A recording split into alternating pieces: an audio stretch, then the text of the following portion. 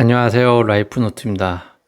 오늘은 마인드셋 시간을 한번 가져보려고 합니다. 우리 인간들의 삶은 아마 죽을 때까지 고달플 겁니다. 그리고 그 고달픔 속에서 순간순간 행복이나 기쁨을 느끼면서 살아가는 것 뿐일지 모른다는 생각을 하게 되는데요. 오늘은 우리의 이런 연속된 고달픔 속에서 가장 먼저 해야 하는 것들에 대한 이야기를 좀 나누어 보려고 합니다. 여러분들은 혹시 이런 적 있으신가요? 해야 할 일은 산더미 같은데 몸은 소파에 딱 붙어서 떨어지지 않는 날 말이죠. 분명히 할 일까지 목록으로 적어 놨습니다. 그걸 보는 것만으로도 숨이 너무 막혀서 결국 아무것도 못하고 하루가 끝나버리는 날 한 번쯤은 있었을 거라고 봅니다. 돈 걱정, 관계 걱정, 미래에 대한 불안이 한꺼번에 몰려오면 우리는 이상하게도 더 열심히 움직이는 게 아니라 오히려 아무것도 못하고 얼어붙습니다. 삶의 여유가 완전히 사라졌을 때 100가지 할 일 중에서 도대체 뭐부터 해야 하는지 결론부터 말씀드리면 답은 하나일지 모릅니다. 그리고 그 하나는 여러분이 생각한 것과 다를 가능성이 높습니다. 우리는 항상 인생에서 무언가를 더하기를 할 생각만 주로 합니다. 무언가를 빼려고 하지는 않는데요. 어쩌면 오늘 이야기는 이 뺄셈에 대한 이야기를 하게 되는 것이 아닌가 그렇게 생각을 합니다. 우선 우리는 삶의 여유를 찾기 위해서는 왜 우리가 여유 없을 때 더 못 움직이는가 라는 문제 제기를 스스로에게 좀 해볼 필요가 있을 것 같습니다. 여유가 없다는 건 단순히 시간이 없다는 뜻이 아니죠. 심리학에서는 이걸 종종 인지 대역폭이 줄어든 상태라고 설명을 하는데요. 쉽게 말하면 우리 머릿속에는 한 번에 처리할 수 있는 생각의 용량이 정해져 있는데 돈 걱정이나 관계 스트레스, 미래 불안 같은 것들이 그 용량을 이미 대부분 차지하고 있다는 겁니다. 그러니까 이런 상태에서 오늘부터 운동도 하고 책도 읽고 부업도 시작하고 인간관계도 정리하자라는 계획을 세우면 반드시 실패하게 되는 거죠. 왜냐하면 애초에 그걸 다 처리할 여력이 남아있지 않기 때문이죠. 여기서 많은 분들이 첫 번째로 착각을 하십니다. 의지가 부족해서 그렇다라고 자책을 하죠. 하지만 이건 의지의 문제가 아닙니다. 자원의 문제이죠. 기름이 바닥난 차에 아무리 엑셀을 밟아도 앞으로 안 나가는 것과 같은 이론이죠. 그래서 여유가 없을 때 가장 먼저 할 일은요, 할 일을 더 늘리는 게 아니라 정확히 반대의 방향으로 가야 하는 게 아닐까 싶습니다.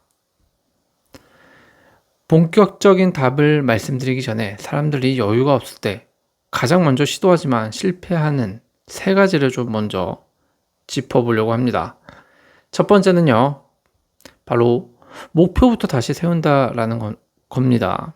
이번 달엔 진짜 제대로 살아보자라며 거창한 계획표를 짤 때가 있죠. 그런데 이미 대역폭이 바닥난 상태에서 계획만 늘리는 건 앞서 말씀드린 것과 같이 기름 없는 차에 짐을 더 싣는 것과 같습니다. 그래서 그런 것들은 작심삼일로 끝나는 경우가 많죠. 때문에 본인이 계속 여유가 없을 때는 거창하게 무언가를 다짐하고 새로운 계획을 짤 필요가 없다는 거죠. 오히려 가만히 있는 게 큰 목표를 세우는 것보다 더 나을지도 모릅니다. 두 번째는 시간 관리 기법에 매달린다는 건데요. 포모도로 기법, 플래너 앱, 우선순위 매트릭스 등 무언가 본인의 삶을 계획에 잘 짜여지게 행동하고 싶어하는 사람들을 위해서 만들어진 앱이나 방법들이 일상생활에 많이 공유가 되고 있습니다. 사실 이런 도구들은 여유가 조금이라도 있을 때 효과가 있는 도구이지 이미 번아웃 직전인 사람에게는 오히려 새로운 부담이 된다는 것을 우리는 인지하고 이를 좀 잘 구별해서 다룰 줄 알아야 될 것 같습니다.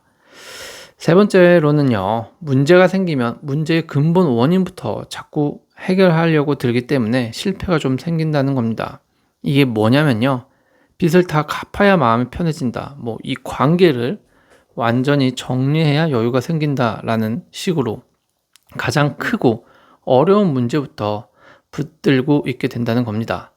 근데 여유가 없는 상태에서 가장 어려운 문제부터 손을 대면요, 대부분 시작도 못하고 좌절감만 쌓이죠. 이 세 가지의 공통점이 보이시나요? 전부 무언가를 더하려는 시도입니다. 근데 지금 우리에게 필요한 건 더하기가 아니라 빼기라는 것이죠.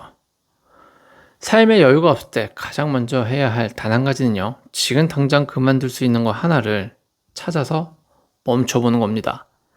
새로운 걸 시작하는 게 아니라 이미 하고 있는 것 중에서 나를 갉아먹고 있는 걸 하나를 찾아내서 끊어내는 거죠. 왜 이게 먼저여야 할지 생각해 보면요, 세 가지 이유 정도가 있을 것 같습니다. 첫 번째는 심리적 여유는 빼기에서 시작하기 때문입니다. 인지 대역폭 이론으로 다시 돌아가면요, 새로운 목표를 추구하는 건 이미 꽉 찬 용량의 무언가를 우겨넣는 행위죠. 반대로 하나를 멈추면요, 그 즉시 용량의 일부가 비워집니다. 마치 컴퓨터에서 용량이 꽉 차서 큰 파일 하나 지운 것과 같은 원리라고 생각해도 될 것 같은데요. 그리고 그 비워진 공간에서 비로소 다음 선택을 할 힘이 생겨나는 거죠. 그래서 유명한 세계적인 회사 CEO들을 보면 아침에 명상을 하면서 생각을 비운다고 하잖아요. 이게 그런 이유가 아닐까 싶습니다. 두 번째는 바로 그만두는 행위는요, 통제감을 즉시 회복시켜 준다는 겁니다. 여유가 없다고 느끼는 근본적인 이유 중 하나는 내 삶을 내가 통제하지 못하고 있다라는 감각 때문인데요. 그런데 뭔가를 시작하는 건 결과가 불확실하지만 뭔가를 그만두는 건 지금 이 순간 100%내 의지로 완결이 되죠. 작더라도 확실한 성공 경험이 통제감을 되돌려준다고 볼 수 있는 겁니다. 세 번째는요, 그만둘 것 하나를 찾는 과정 자체가 우선순위를 매겨준다는 겁니다. 지금 하는 것 중에 무엇을 멈춰도 괜찮을까를 진지하게 고민하다가 생각해보면 자연스럽게 내가 지금 진짜 중요하게 여기는 게 뭔지가 드러날 때가 있는 거죠. 이건 거창한 인생 목표 설정보다 훨씬 빠르고 정직한 방법이 될 수 있을 겁니다. 그렇다면 구체적으로 무엇을 그만둬야 할까요? 세 가지 기준을 좀 찾아보시면 저는 된다고 말씀을 드리고 싶고요. 그 첫 번째 기준은요, 바로 에너지는 많이 쓰는데 결과가 없는 것들. 예를 들어 퇴근 후 습관적으로 보는 뉴스 같은 거 있죠. 피드나 아니면 커뮤니티 30분, 1시간씩 이렇게 소모되는 거. 이게 감정 소모밖에 없는 경우가 굉장히 많습니다. 이런 건 그만둘 첫 번째 저는 후보라고 생각을 하고요. 두 번째는요, 의무감으로 하고는 있지만 아무도 강요하지 않은 것들을 말씀드리고 싶어요. 예를 들면 안 나가도 되는 모임 같은 거 있죠. 안 봐도 되는 SNS 계정. 사실은 나 스스로 만든 규칙인데 지키지 않으면 왠지 죄책감이 드는 습관들도 있을 겁니다. 이런 것들이 우리 일상에 의외로 많은데요. 냉정하게 되짚어 보시면요, 이걸 안 하면 진짜로 무슨 일이 생기는가라고 생각을 해보세요. 진짜 아마 답은요, 아니라고, 노라고 아마 나올 거라고 생각을 합니다. 세 번째는요, 완벽하게 하려다가 시작도 못하고 있는 것들이 있을 겁니다. 예를 들어 제대로 된 운동 계획을 세워야 시작한다면서 2달째 계획만 짜고 있더라면 차라리 그 계획 세우기 자체를 그만두라는 거죠. 영어 공부든 사업 계획이든 뭔가 준비만 하는 사람들이 있습니다. 그게 2달 이상 된다면 차라리 그만두는 게 맞을 것 같습니다. 내 삶에 여유가 없다는 건 계획이 아니라 실행이라는 것이 좀 필요한 시점이라는 것을 잘 인지해야 할 겁니다. 여기서 중요한 건 한 번에 여러 개를 그만두려 하지 않는 건데요. 정확히 하나만 고르세요. 그리고 오늘부터 실행해 보자라는 거죠. 내일로 미루는 순간 저는 다시 원점이 될 거라고 생각을 합니다. 왜 재무 상담도 이렇게 받아보면요, 똑같은 원리가 좀 적용이 됩니다.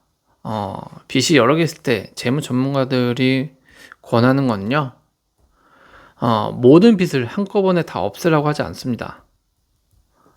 왜냐면 그게 사실상은 불가능하기 때문이죠. 대신에 가장 작은 빚을 먼저 하나씩 제거하라고 하죠. 끝내라고 하죠. 이걸 바로 스노우볼 방식이라고 하는데요. 심리적으로 하나의 완결된 성공을 만드는 게 거창한 통합 계획보다 훨씬 빠르고 강력하게 작동하기 때문인데요. 삶의 여유를 회복하는 것도 똑같은 원리라고 보시면 될 것 같아요. 여기서 한 가지 짚고 넘어가야 할 게 있을 것 같아요. 그만두라 혹은 뭐 빼기를 해라 라는 말을 듣고 그냥 다 놓아버리라는 거냐 라고 오해하실 수도 있을 것 같아요. 근데 이것은 조금 다른 이야기입니다. 포기는 중요한 것을 놓는 겁니다. 제가 말씀드리는 그만두기는요, 중요하지는 않은데 습관적으로 붙잡고 있던 것들을 놓는 거죠. 이 둘을 구분하는 기준은 아주 간단합니다. 이걸 그만뒀을 때 6개월 뒤에 나에게 후회로 남을까, 후회로 남지 않을 것 같다면 과연 그만둬도 되는 거죠. 또 하나, 이건 영구적인 결정이 아닙니다. 여유 없는 지금 이 시기에 한해서 잠시 내려놓는 거죠. 여유가 조금이라도 회복되면 그때 다시 판단하면 됩니다. 지금 우리에게 필요한 건 완벽한 인생 설계가 아니라 단장 숨 쉴 틈 하나를 만들라는 거죠. 실제로 번아웃을 연구하는 조직 심리학자들도 비슷한 이야기를 합니다. 번아웃에서 회복하는 사람들의 공통점은 처음부터 대단한 자기 개발을 시작한 게 아니라 자신을 소모시켰던 것 하나를 먼저 제거했다라는 겁니다. 회복은 언제나 더하기가 아니라 빼기에서 시작된다는 거죠. 삶에 여유가 없을 때 우리는 본능적으로 무언가를 자꾸 더하려고 한다고 했죠. 새로운 계획, 새로운 목표, 새로운 다짐. 하지만 이미 대역폭이 바닥난 상태에서는 더하기가 통하지 않습니다. 가장 먼저 해야 할 단 한 가지는요, 지금 하고 있는 것 중에서 나를 갉아먹고 있는 것 하나를 정확히 하나만 찾아보세요. 그리고 그것을 오늘부터 당장 그만두는 겁니다. 에너지만 쓰고 결과가 없는 거, 아무도 강요하지 않는데 의무감으로 하고 있는 거, 완벽함에 갇혀서 시작도 못하는 거, 이 세 가지 중에서 하나만 골라보세요. 거창할 것도 없습니다.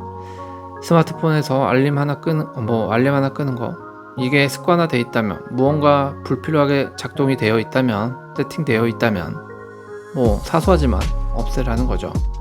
안 나가도 되는 모임, 진짜 싫은데 누구 때문에 나간다 이런 게 있다면, 자녀 때문에 혹은 남편 때문에 나가는 모임이 있다면 이것은 한번 과감히 안 나가 보시는 것도 도움이 될 겁니다. 이런 식으로 하다 보면요, 멈추고 하나하나씩 빼다 보면 이런 작은 것들 하나가 꽉 막혀 있던 여유의 첫 틈을 만들어 준다라는 겁니다. 여러분, 여유는 시간이 남아서 생기는 게 아닙니다. 무언가를 의도적으로 내려놓을 때 비로소 생기죠. 오늘 영상 보시고 딱 하나만 정해서 바로 그만둬 보세요. 그러면 진짜 내가 이래서 여유가 없었구나라는 것을 느낄 수 있는 계기가 될 겁니다. 오늘 이야기는 여기까지고요. 오늘도 시청해 주셔서 감사합니다.